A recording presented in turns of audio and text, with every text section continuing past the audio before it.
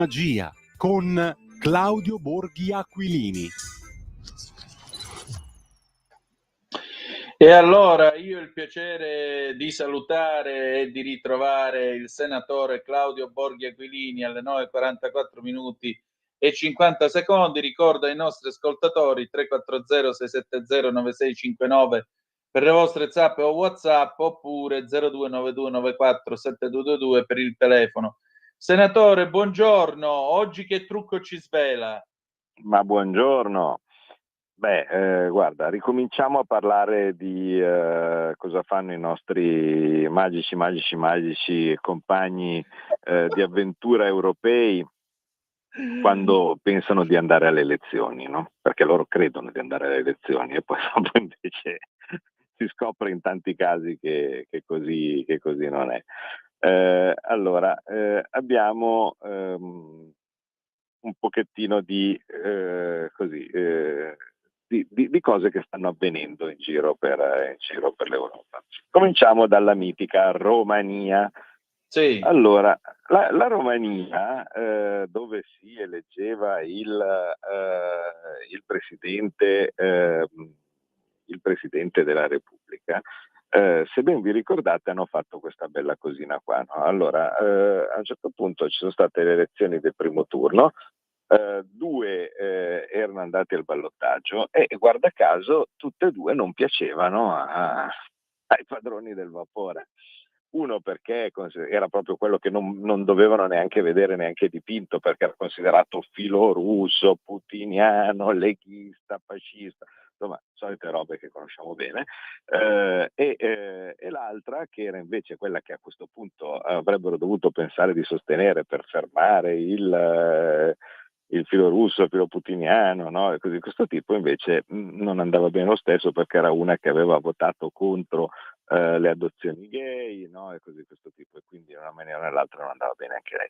Allora, cosa succede? A un certo punto parte, dice cosa facciamo, cosa non facciamo. Intanto il tempo passava inesorabile, si arriva al giorno del ballottaggio, dove tutti i sondaggi dicevano che avrebbe trionfato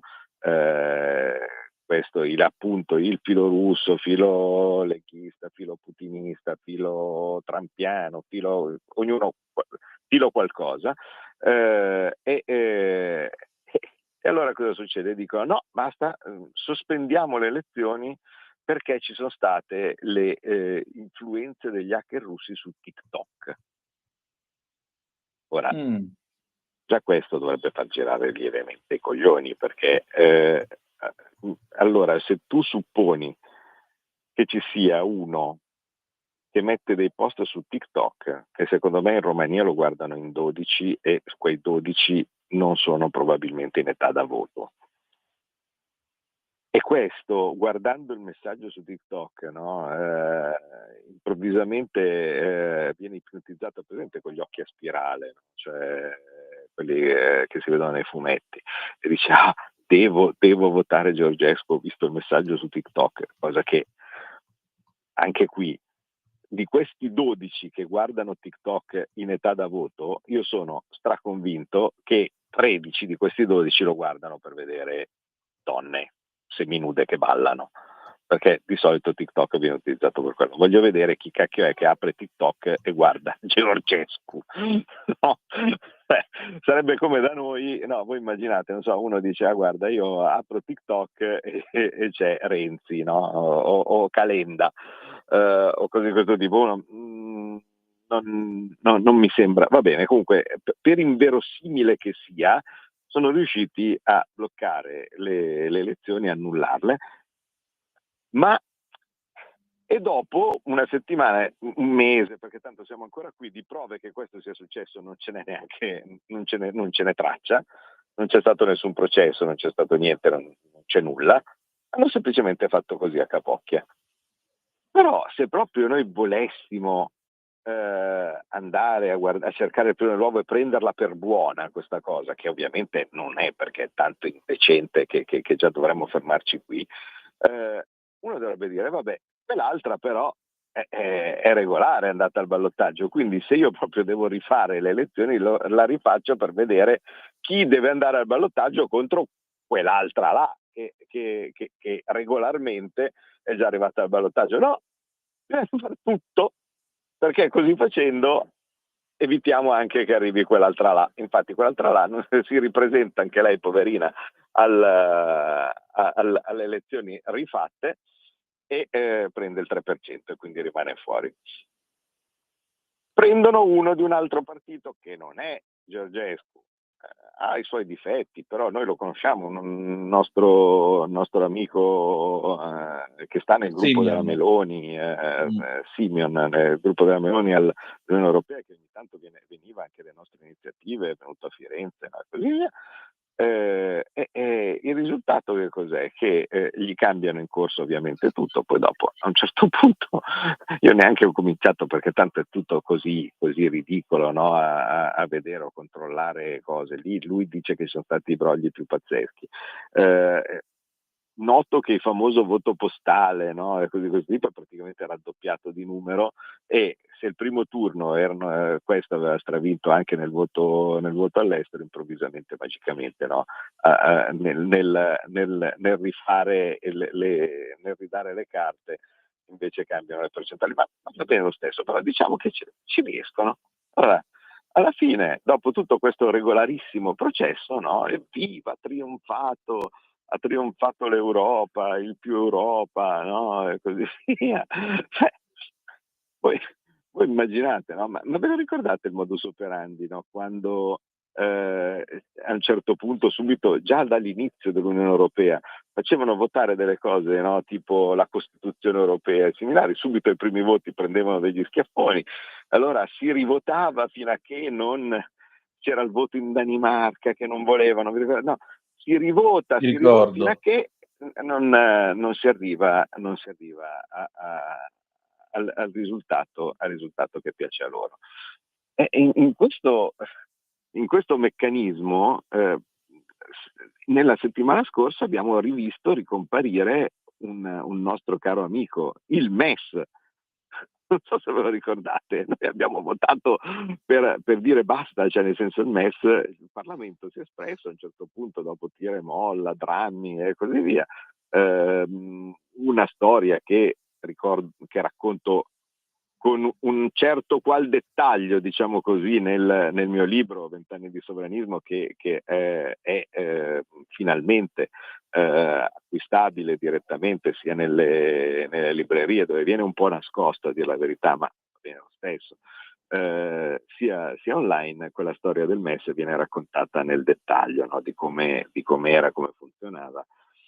E anche lì di democrazia non c'era nulla, però alla fine siamo incredibilmente riusciti ad andare a votare in Parlamento e a respingerlo, e ancora adesso, come se fosse la cosa più naturale del mondo, si ritorna all'Eurogruppo, che è dove si trovano i ministri dell'economia, roba senza verbale, non è scritto da nessuna parte che deve esistere questo organismo, no? E similari, e ricominciano col MES.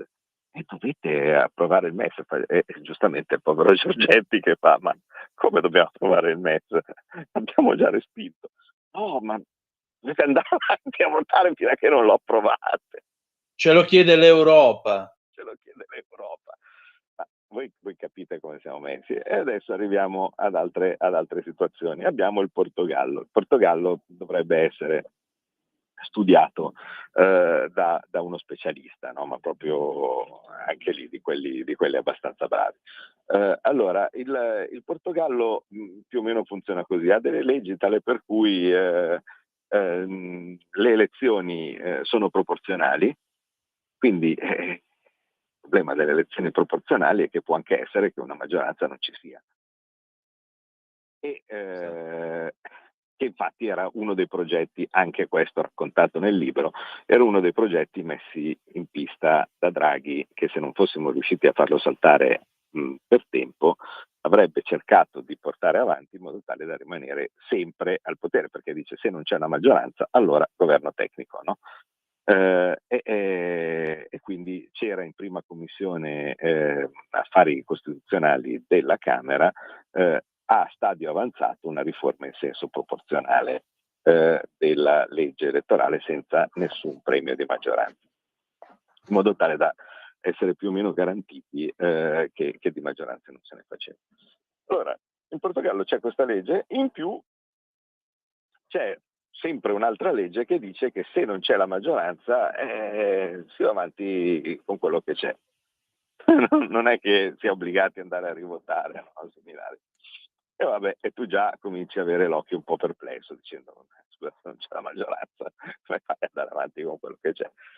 Allora la grande idea, che era quella dove fino adesso erano andati avanti, era che c'era il governo e il Partito Popolare Europeo, diciamo la Forza Italia portoghese, per dirla facile. E il PD non era il governo con loro, ma consentiva che loro andassero avanti, no? Diciamo astenendosi, in modo tale che così si potessero fare le cose. Ecco, perché di solito era sempre stato un sistema bipartitico, no? Dove alla fine uno appoggiava quell'altro, no? E non è che erano veramente avversari più di tanto, insomma diciamo che c'era un po' una consorteria. Arrivano i nostri amici di partito Cega, che Cega significa cambia, no? E tutti i sondaggi lo dicevano, beh sì, faranno un grande risultato, prendono il 15, prendono il 16, no, così di questo tipo, invece guarda caso prendono 24.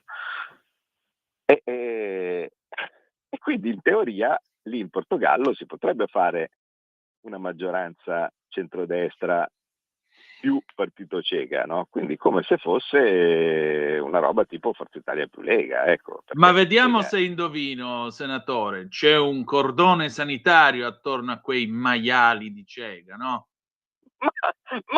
Ma mi sembra che stranamente Anche lei questa impressione, vedo. verso questa idea, no? Dove stanno pensando di dire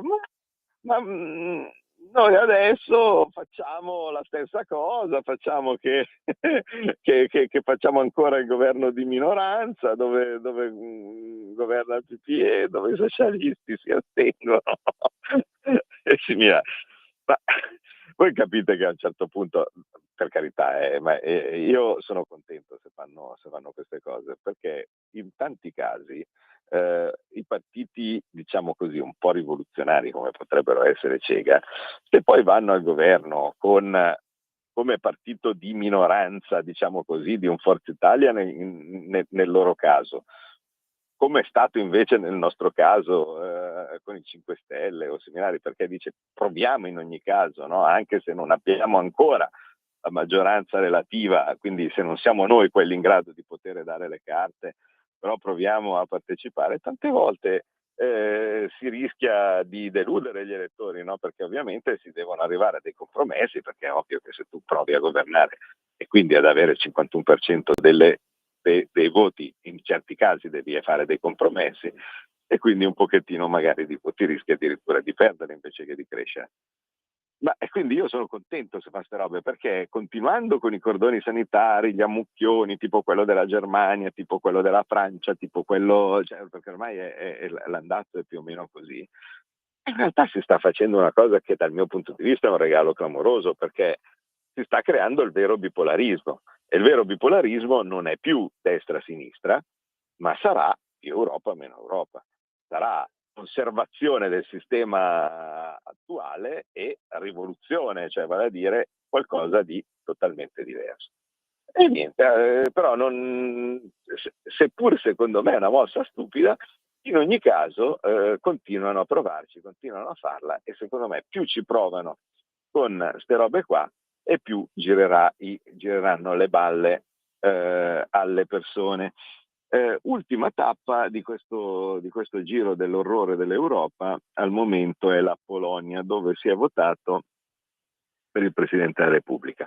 Lì c'è un'altra cosa curiosa, vale a dire che spesso c'è purtroppo, che anche lì ha bisogno di uno psichiatra, che è la divisione della destra, della destra anche quando è, diciamo, non destra del PPE, no? Ma è destra che dovrebbe essere, virgolette, estrema, no? Quella come chiamano loro, e che dal mio punto di vista è semplicemente il partito del meno Europa, quindi non è né di destra né di sinistra, è semplicemente il cambiamento.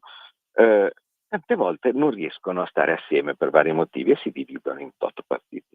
Risultato, cosa succede? Succede che volendo lì, se si fossero messi assieme il partito, quello del gruppo della Meloni, per intendersi, che si chiama PIS, e il partito, quello del nostro gruppo, quindi dei Patriot for Europe, che si chiama Confederazia, praticamente avrebbero potuto eleggere il Presidente della Repubblica subito al primo turno, perché messi assieme avrebbero fatto probabilmente il 50%.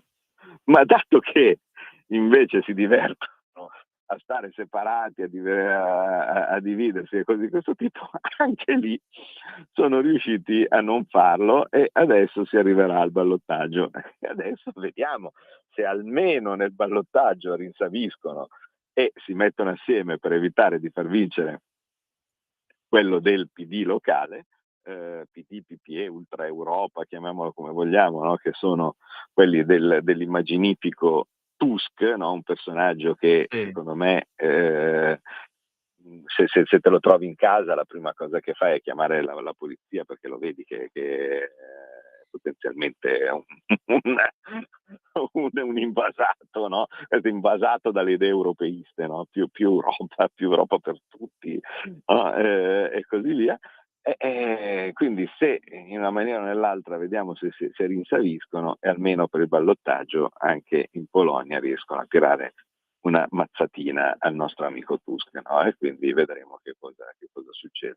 Però insomma voi capite che quando uno vede tutte queste cose poi guarda in casa propria e viene da consolarsi, no? Cioè si viene quasi da dimenticare tutti gli errori anche gravi che tante volte noi o i nostri alleati o tutto assieme in certi casi si fa.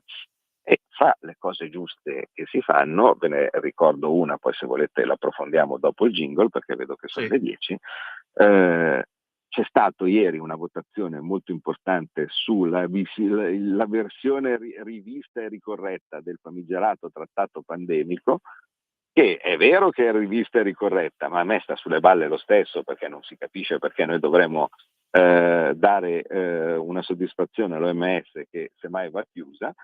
E l'Italia incredibilmente, dopo che io stesso ero un po' preoccupato perché non arrivavano notizie dal Ministero della Salute, non ha votato a favore del trattato pandemico insieme con altre 10 nazioni. Quindi sono contento quando ogni tanto si fanno le cose giuste. E quindi, vista la pochezza di quello che succede in Unione Europea e visto che ogni tanto qualche gol lo facciamo, è vero che noi siamo esigenti, è vero che noi ogni tanto quando sbagliamo facciamo notare un sacco di volte gli errori e così via, e quindi non siamo come i sinistri che invece votano sempre qualsiasi cosa facciano, però insomma dai, ogni tanto qualcosa di giusto si fa. 10 secondi di pausa e torniamo subito, senatore. Stai ascoltando Radio Libertà, la tua voce libera, senza filtri né censure, la tua radio.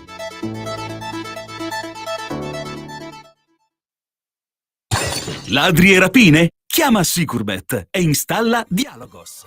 Telefono 389 11 89 705. Antifurto senza fili o videocontrollo da 980 euro netti. Chiama il numero 389 11 89 705. Prima è meglio che dopo. Sicurbet 389 11 89 705.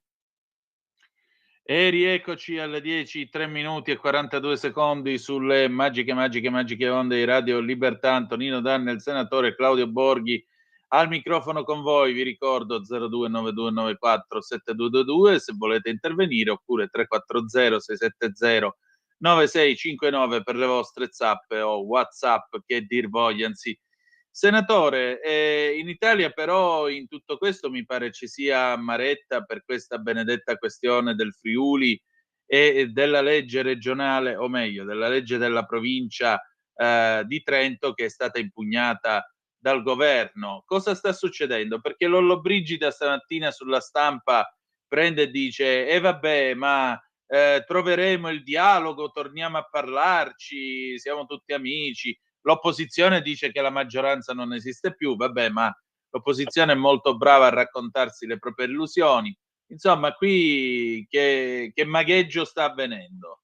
Ma niente, ogni tanto questi non la capiscono il discorso dell'autonomia, cioè rispetto dell'autonomia e anche rispetto dello statuto speciale, cioè Certo. allora è vero che contrariamente a quanto dovrebbe essere logico hanno scusa un attimo che sto pagando il taxi, un attimo che devo Prego. così. Il bello della diretta, avrebbe detto Gianni che devo Minà. fare? Sono arrivato a Casina, a Roma, da qua si inizia una settimana che si presuppone croccante come al solito. Cosa vuoi fare? Quindi almeno devo fare grazie, cioè, fortunatamente c'è un tassista molto gentile che grazie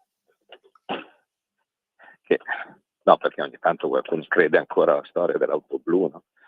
Sì. Valigettina, adesso verso casa.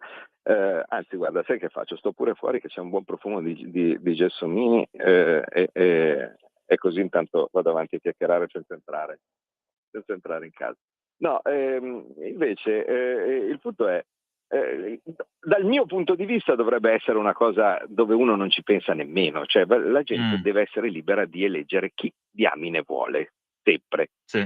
Quindi io pensa te, io da sempre sono pure contro la Severino, cioè nel senso, vale a dire che per me uno dovrebbe essere libero di eleggere anche i condannati, le persone, cioè perché io devo essere libero di votare chi cacchio voglio. Se c'è un momento che io penso che per me sia utile farmi rappresentare da Attila, io devo poter votare Attila. Questa è una roba che non se la piantano in testa, no? Invece non solo qui si sta parlando di non siamo nel mondo del voto ai condannati, siamo nel mondo addirittura dell'impedire il voto ai governatori o in generale ai rappresentanti più amati, cioè uno che ha fatto bene il suo mestiere, no? Che fa bene il suo mestiere e ciò nonostante non si può ripresentare. Allora, questa cosa è già stata sancita per le regioni normali e ripeto, io la trovo aberrante, però insomma le ragioni di chi sostiene invece questa cosa è che essendo che la regione è un ente di spesa e quindi chi è a capo della regione in una maniera o nell'altra si trova nella peraltro comoda o diciamo significativa posizione, ecco, di essere quello che distribuisce soldi pubblici e quindi come tale un posto di potere in sé, no? Con cui uno magari si costruisce clientele, cose di questo tipo. Allora per evitare questa cosa ci vuole un limite di 2 mandati. Va bene, per me è un argomento che non esiste, ripeto, perché uno deve essere libero di poter scegliere chi diamine vuole sempre. Però l'argomento è questo. Ma qui siamo arrivati a un passaggio successivo, vale a dire andare a invadere le competenze delle regioni a statuto speciale. Ora, le regioni a statuto speciale si chiamano così proprio perché dovrebbero essere un pochettino più libere, no, delle altre, certo, nel decidere autonomamente che cosa vogliono fare. E questa è una, in teoria, delle competenze con cui possono decidere autonomamente. No, invece anche in questo caso non si fa. E allora il governo, con il voto contrario ovviamente di quelli della Lega, ma gli altri invece tutti a favore, stranamente, guarda caso, no? Certo, perché i governatori sono nostri, hanno ben pensato di dire no, impugniamola e poi vediamo che cosa dice la Corte Costituzionale. Adesso vediamo cosa dice la Corte Costituzionale. In un mondo normale la Corte Costituzionale dovrebbe dire: caro governo, è impugnato per un cazzo questa legge, perché la Costituzione stabilisce appunto che ci sono delle regioni a statuto speciale, piaccia o no, e quindi sono liberi di scriverselo il loro statuto perché sono a statuto speciale. Io spero che la Corte Costituzionale così gli dirà. Se dico che ogni volta che uno aspetta però un minimo di ragionevolezza dalla Corte, in molti casi invece ciò non succede. Insomma, ben ci ricordiamo noi della Lega cosa ci ha detto la Corte Costituzionale quando abbiamo cercato di fare il referendum sulla Fornero. Non so se vi ricordate, 500.000 firme raccolte, in men che non si dica, per abolire la Fornero, che non era legge di bilancio, perché era dentro nel decreto Salva Italia, se uno se lo ricorda, no? Che nomi del piffero che c'erano in quell'allegro mondo di Monti, che fortunatamente qualcuno si dimentica, ma io no. E quindi non c'era nessun motivo per cui si potesse impedire il referendum sulla Fornero, e la Corte Costituzionale ha detto che invece non si poteva fare perché in sostanza ce lo chiede l'Europa. Ecco, tanto per gradire. Tanto per gradire, non ci facciamo mancare niente in questo paese. A proposito di referendum, senatore, stamattina Renato Mannheimer scrive chiaramente su Italia Oggi che agli italiani non gliene può fregare di meno e che sostanzialmente il quorum non si sarà raggiunto. Ma per quale motivo, insomma, avremmo dovuto scomodare l'elettorato per tutto questo? Cioè, perché si abusa ormai dell'arma del referendum? La gente non ci va più per questo, anche per questo. Sì, beh, ma misteri della scienza. Infatti c'era quella questione, se ben vi ricordate, anche della raccolta online delle firme, no? Sì. Io dicevo chiaramente che sarebbe diventato un abuso immediato, no? Infatti, e altri ne vedremo, insomma, con sto andato. Ma i sindacati, Landini e così via volevano farsi vedere che loro facevano le grandi lotte contro le cose che il PD stesso aveva approvato, e però intanto, per essere sicuri, no, ci hanno messo dentro il quesito sulla cittadinanza facile, che è l'unico che gli interessa, no? Così loro, dal loro punto di vista, la situazione era win-win, come si suol dire. Cioè, se in ogni caso, se non arrivano al quorum, i sindacati si intestano quella parte di voto che c'è stato, dicendo quello è tutto mio. Metti caso che invece, per un miracolo di cui non si vede la luce, ci fosse stato successo, avrebbero fatto strabingo, perché avrebbero portato la cittadinanza facile, no? E quindi le frotte di immigrati, no, che potevano venire. Io posso solo dire che di questo referendum bisogna parlarne il meno possibile, e in ogni caso l'unica cosa a cui serve è capire chi sono i fiancheggiatori del PD in campo, virgolette, sovranista, per dirlo facile. Ed è molto semplice, cioè chi invita a votare no. Allora, se uno invita ad andare a votare e votare no, è chiaramente un fiancheggiatore del PD, per un motivo molto semplice, ed è proprio una questione di matematica banale. Il referendum non passa se vincono i no o se non si raggiunge il quorum, no? Viceversa, il referendum passa solo se i sì raggiungono la maggioranza. Ora, mi sembra evidente che se uno non vota è un no rafforzato, perché tu ti giochi due possibilità così facendo, cioè vale a dire il fatto che sì non arrivino alla maggioranza assoluta, no? E quindi automaticamente che il no venga sancito per differenza per mancanza di quorum. Quindi l'argomentone che se tutti vanno a votare, no, allora andiamo a votare tutti e vediamo veramente, no, chi ce l'ha, ma in ogni caso quelli là, allora, se andiamo a votare tutti, dovrebbero avere la maggioranza assoluta, no? Perché è ovvio. Sono solo due quesiti, non c'è il sì no forse, quindi devi avere la maggioranza assoluta in ogni caso, e quindi molto banalmente quel giorno lì non si vota, e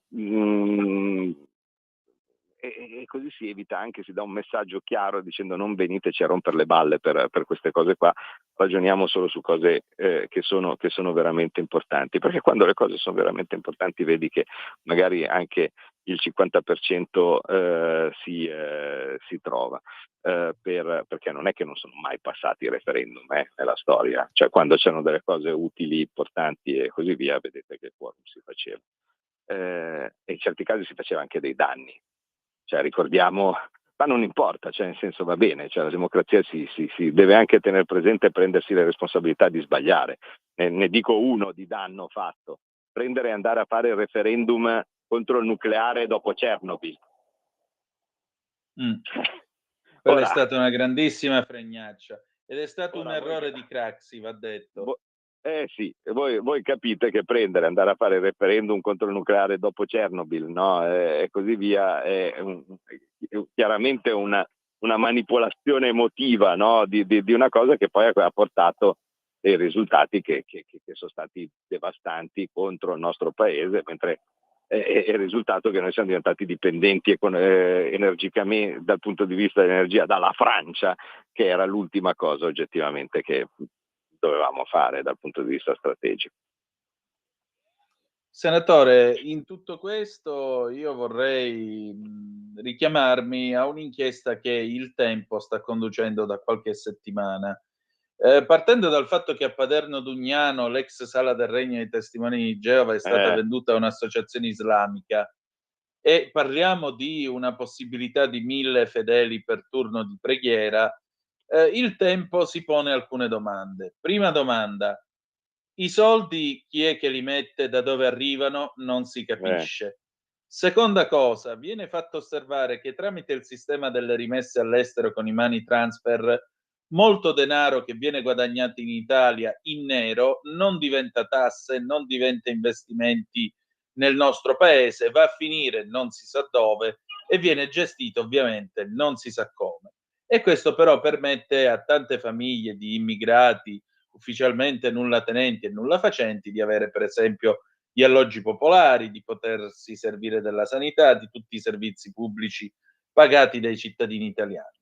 E la terza cosa che dice Suad Sbai stamattina è che qui è in corso un tentativo di sottomissione, non di integrazione, perché l'integrazione è che tu vieni in Italia, adotti gli usi e i costumi degli italiani, rispetti la cultura e la storia di questo paese e cerchi di inserirti in questa comunità. La sottomissione è invece che tu incontri la ragazza con la minigonna per strada e le dici che è una infedele prostituta, e questo perché le donne per bene vanno invece col cencio, come lo chiamava la Fallaci, cioè il chador, burka e tutta quella specie di prigione per donne che ci sono in giro.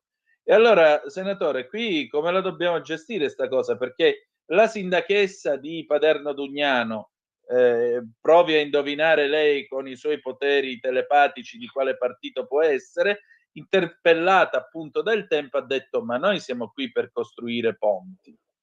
E la stessa discussione è in corso a Genova, dove il centro-sinistra si propone di costruire una grossa moschea. Ecco, che si può fare? Beh, allora, dunque, innanzitutto ci sono dei miei colleghi, fra cui anche la neo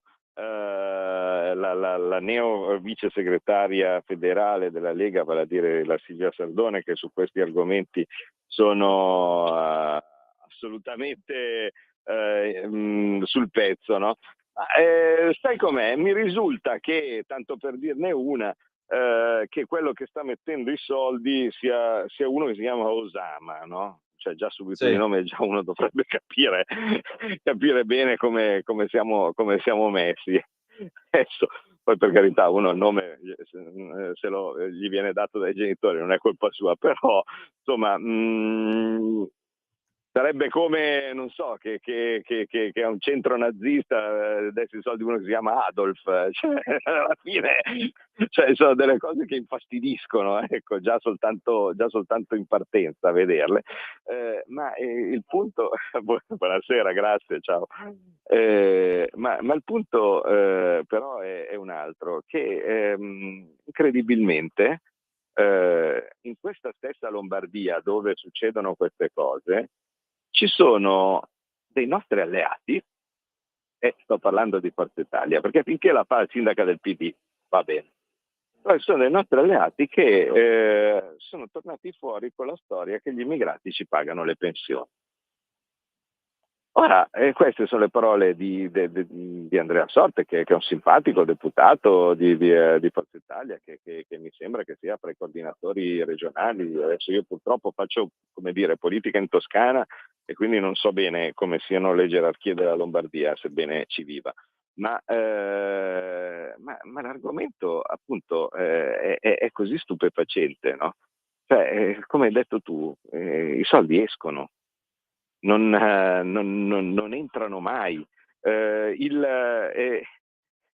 che noi paghiamo nei servizi, anche se fossero, guarda, i più corretti del mondo, ma da numeri alla mano, quello che noi paghiamo per dare scuola, come si chiama, sanità, polizia, carceri che spesso e volentieri stranamente, no, sono popolati da queste risorse, sicuramente in proporzione molto superiore rispetto alla percentuale della popolazione, in realtà hanno un costo smisurato e quindi non si capisce veramente com'è che si possa ancora dire che ci pagano le pensioni o similari. Cioè, finché non si arriverà alla piena occupazione, ogni nuovo arrivato è un costo, se con l'unica eccezione di persone super qualificate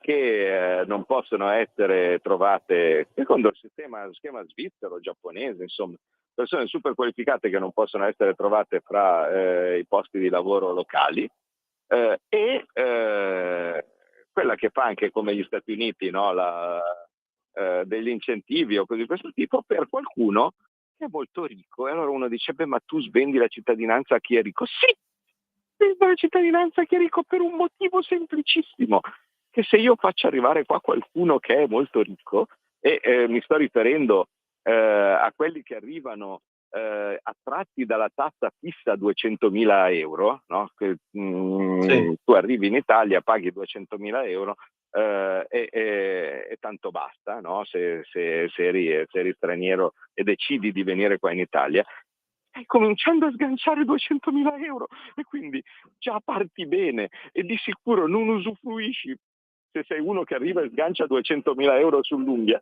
non usufruisci né della sanità pubblica e così via, perché sicuramente ci avrai ogni tipo di assicurazione e similari, né della maggior parte degli altri servizi.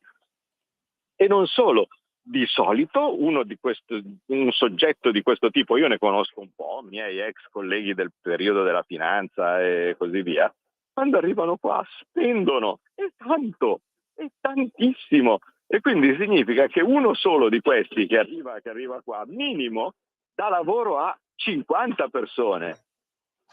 E quindi questi, sì, io direi, sono pragmatico, sarà anche una maniera un pochettino così, un po' da mercante, no? di guardare le cose, però questi sì, questi immigrati mi piacciono.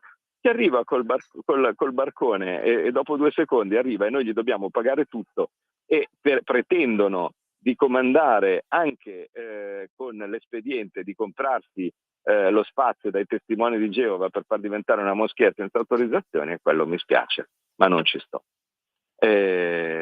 Continueremo a combattere per cercare ovviamente di fermare il più possibile, e anche stavolta, ripeto, uno dei metodi per dare un segnale a questa gente che non si può pensare è mettere Matteo Salvini al ministro dell'Interno, perché è un segnale. Non significa che Piantedosi non sia capace, che non sia bravo, ma si vive anche di segnali. E Salvini, ministro dell'Interno, secondo me sarebbe un segnale importante e non chiacchiere. Quindi con questo però vi saluto, perché adesso poi ho un convegno dove devo parlare dell'export delle imprese. Immaginate che cosa potrò dire di diverso rispetto a quello che ho sempre detto in tanti anni. Glielo ripetiamo ancora una volta. Allora, senatore, grazie del suo tempo e ci ritroviamo il 27 maggio prossimo, ok? Grazie Antonino, ti ricordo per quanto possibile a chi ci ascolta che domani sarò a presentare il libro a Sulmona, domani sera, Sì. il 25, quindi domenica invece, sarò a presentare il libro alle 6 a Soave, nella manifestazione Soave, provincia di Verona, nella manifestazione Soave, città del libro. Molto bene, così poi ci racconterà com'è andata. E poi Grazie. scusa, già che ci sono, Mh. aggiungo anche perché è prima di martedì, quindi il 26 invece a Milano, al centro Brera, il 26 alle 6 sempre di pomeriggio, al centro Brera a Milano con Marcello Fora. Molto bene. Grazie ancora. Noi chiudiamo qui. Ligabue Siamo chi siamo del 2013. Senatore, grazie, alla prossima settimana.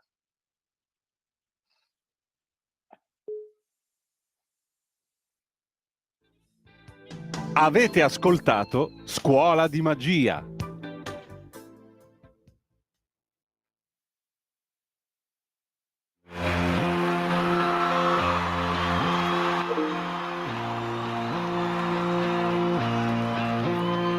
Conosco una ragazza di Torino